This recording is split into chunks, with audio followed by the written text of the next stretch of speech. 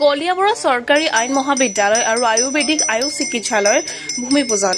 কলিয়াবৰত একেদিনাই প্ৰায় 50 কোটি টকাৰ উন্নয়নমূলক কামৰ ভূমি পূজন আৰু আধাৰশিলা স্থাপন কৰিলে স্থানীয় বিধায়ক তথা মন্ত্ৰী কেশৱ মহন্তই। কলিয়াবৰৰ বিদ্যায়তনিক ক্ষেত্ৰৰ লগতে চিকিৎসা ক্ষেত্ৰত সংযোজন হ'ল চৰকাৰী আইন মহাবিদ্যালয় আৰু 50খন বিচনাযুক্ত আয়ুষ চিকিৎসালয়।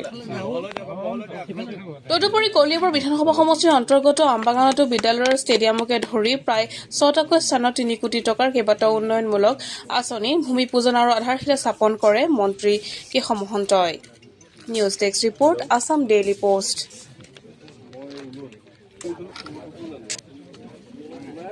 আজি উলনি যিখন CHC ইয়াৰ কেম্পাছতে আমি 50খন বিচনাযুক্ত আয়ুষ হস্পিটেলৰ আধাৰশিলা স্থাপন কৰিছোঁ।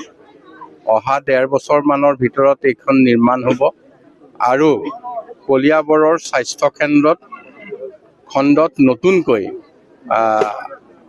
আয়ুৰ্বেদিক চিকিৎসাৰ এক সংযোজন হ'ব। ইয়াত 50 জনলৈকে ৰোগী থাকিব পাৰিব। ইয়াত পেইং কেবিনো আছে আৰু ঠিক তেনেধৰণে অন্যান্য সকলো সুবিধা ইয়াত উপলব্ধ হ'ব। গতিকে কলিয়াবৰৰ স্বাস্থ্য কেন্দ্ৰৰ ক্ষেত্ৰত সেইটোৱেই নহয়, নগাঁও জিলাতেই এই এক প্ৰথম পদক্ষেপ যে ইয়াত এখন আয়ুষ হস্পিটেল 50খন বিচনাযুক্ত হ'ব। ইয়াৰ উপৰিও আমি কলিয়াবৰ আইন মহাবিদ্যালয়ৰ আজি ভূমি পূজনৰে কামৰ শুভাৰম্ভ কৰিছোঁ আৰু আইন মহাবিদ্যালয় প্ৰায় 1.5 বছৰৰ ভিতৰত সম্পূৰ্ণ হ'ব।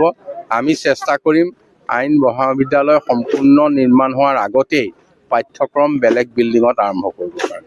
ৰাজ্যসভাৰ আসন 3খনকৈ খালী হৈছে, অসম গণ পৰিষদৰ পৰা উৎক্ষেপ কৰা হ'বনে ৰাজ্যসভাৰ কাৰণে? ৰাজ্যসভাৰ বিষয়টোতো আমি ৰাজ্যসভাত এজন আছে, আমাৰ লোকসভাত এজন আছে। সেই বিষয়টো আকৌ এতিয়ালৈকে আমাৰ দলৰ পৰা উত্থাপন কৰা হোৱা নাই।